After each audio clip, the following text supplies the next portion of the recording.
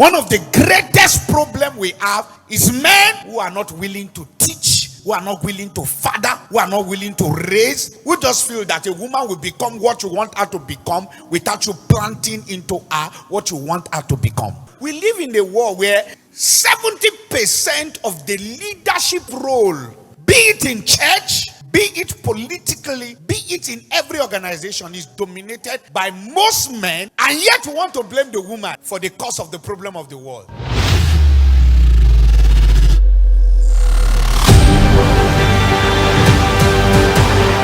One of the greatest havoc that can ever happen to you is to marry an enemy. And if at all there is a misunderstanding, you must draw a line between a misunderstanding than tagging a woman that have not done anything extremely wrong.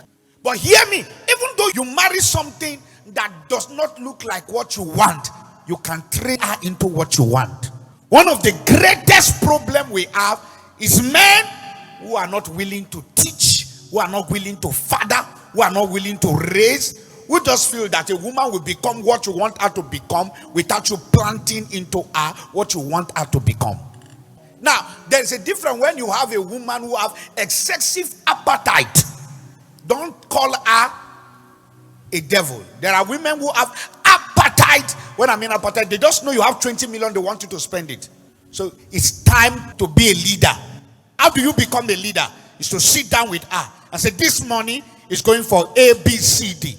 And this is what I'm entitled to give to you from this money. No matter what happens from now till tomorrow, we will not spend this money. The statistics of men as per October 2023, the percentage of men to women is about 55.5% men and 49.5% women.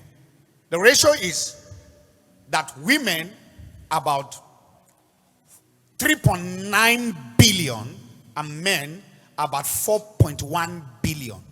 That's to show that the numbers of men outweigh the number of women on earth as per 2003 October. So it then means that the population of men is rising so high, but yet if you come to church, our women are more in the church than the men.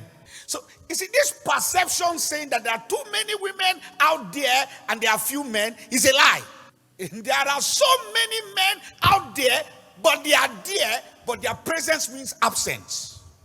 Their impact cannot be felt. We live in a world where 70% of the leadership role, be it in church, be it politically, be it in every organization, is dominated by most men, and yet we want to blame the woman for the cause of the problem of the world. One of the greatest problems we have in the world is the failure of the male gender in providing accurate leadership the way it's supposed to be. Check how many women are presidents in nations. Check how many women are leaders in so many organizations. When you want to look at the ratio, it should be, let me just do justice to it. Let's say it's 30 to 70%. Very poor. And yet want to accuse the women for one thing or the other. I want to tell you what the society has become is the failure of the men. When I mean leadership at home, leadership in the church, leadership politically, leadership in our organization. I'm talking about what is going on when I'm talking about failure. A man is a lecturer and he wants to molest a woman, have a carnal knowledge of her. If she refuses, he fails her. How many female lecturers do that? 90% of the lecturers who takes advantage of females in the school, in the university, are male. A woman is looking for a job. A man is in charge, but he wants to sleep. He gives her address to the hotel. He doesn't care. I'm talking about the failure of the male. So when we are talking about men of fire, not on negative fire, fire that purifies. Men that understand what is the ideal thing to do.